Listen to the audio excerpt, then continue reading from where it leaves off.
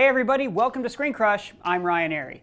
The trailer for X-Men Dark Phoenix has finally dropped, and it's filled with tiny clues about the movie's plot. So warning, probable spoilers are ahead because I'm getting very good at breaking these movies down. Just a little bit first about the Phoenix backstory from the comics. While on a space flight, X-Man Jean Grey sacrifices her life to save all the other X-Men, but she's resurrected after being possessed by a cosmic force called the Phoenix.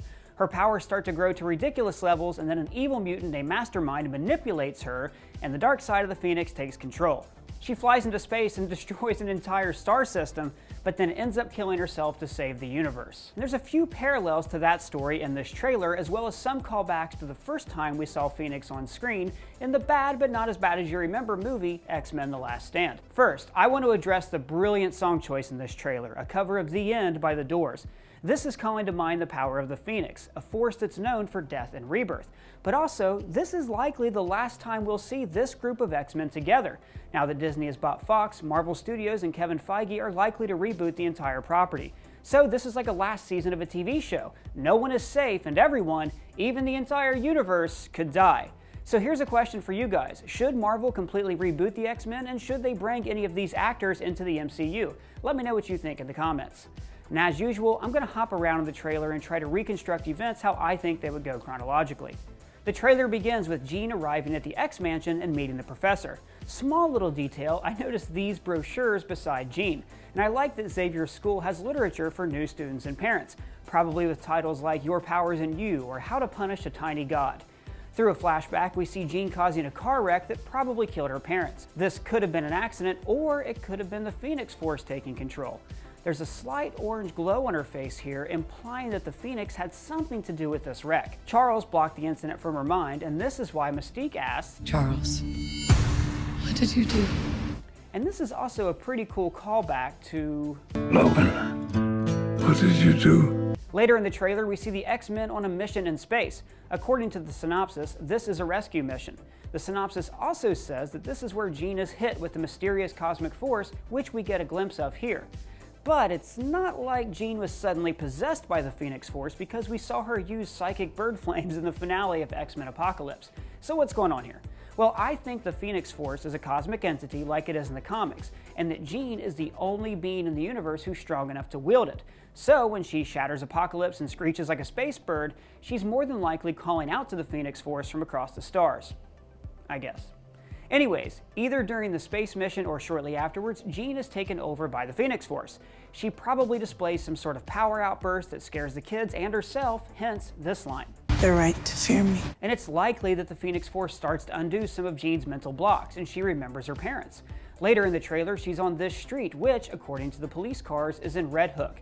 Now, Red Hook is a neighborhood in Brooklyn where Captain America used to live, but I think this is actually Red Hook, New Jersey.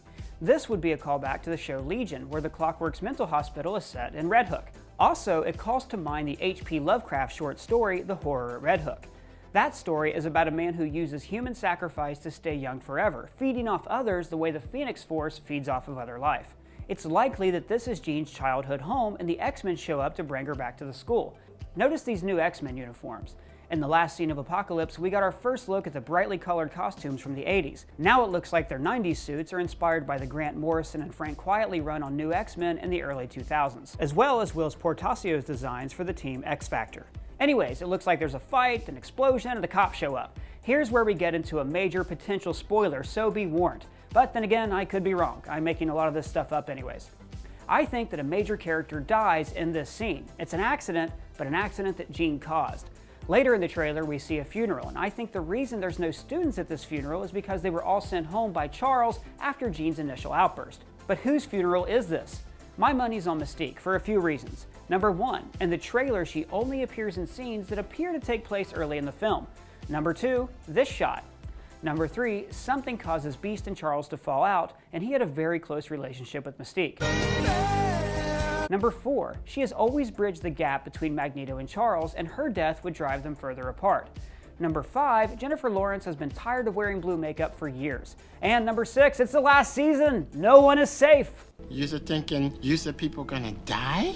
After this, Jean goes on a pilgrimage to find herself, and she visits Magneto on Genosha. Now in the comics, Genosha started off as a metaphor for apartheid, where mutants were enslaved. In recent years, it's become a haven for mutants, and it looks like that's what's happening here, with Magneto building a mutants-only clubhouse. You can see here on the side of what looks like a shipping container, there's writing in Sanskrit. So it seems that, like in the comics, Genosha will be set in the Indian Ocean. Jean tells Magneto she's looking for answers, and we see her take down a military helicopter. Now this could be an attack on Genosha, but I think it's more likely that the military is hunting Jean around the world. They would be aware of her powers after the incident in space. This would keep Jean on the run, drive her away from her friends, and make her take on more and more extreme actions. This shot could be Magneto fighting the military, but I think he's fighting Jean. Like he tried to stop her from killing the soldiers, but she easily defeats him.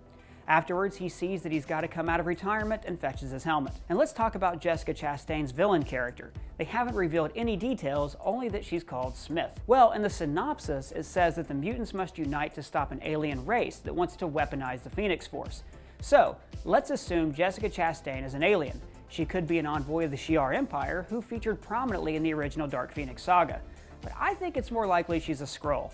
Skrulls are shape-shifting aliens who are also featured in the upcoming movie Captain Marvel. But no, this movie is not connected to that one. Because the Skrulls debuted with the Fantastic Four, Fox and Marvel actually share the rights to the characters. Similarly, Quicksilver can appear in films from two different studios. And speaking of Quicksilver, he also barely appears in the trailer. Now why do you think that is? Did he die instead of Mystique?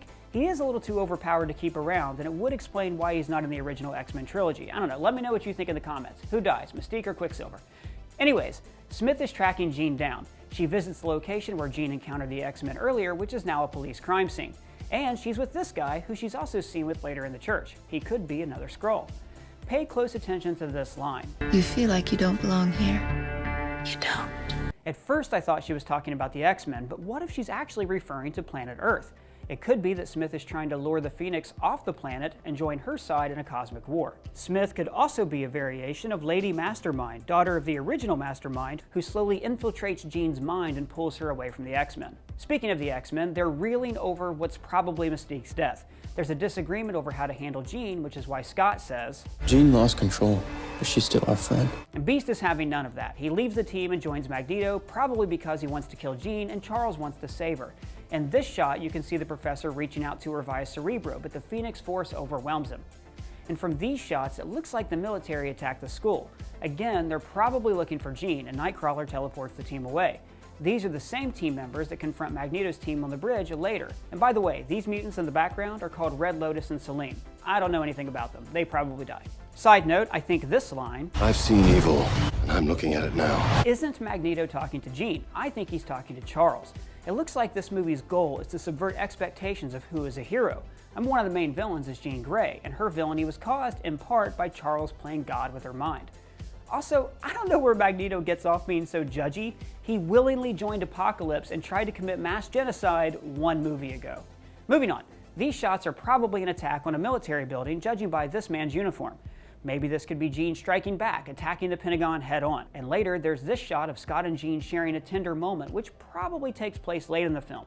This could be Scott trying to bring her back from the edge before she ends the existence of the Fox X-Men universe. Anyways, that's what I thought about the trailer. Did you notice any Easter eggs that I missed? Please let me know in the comments. And please subscribe. For Screen Crush, I'm Ryan Airy.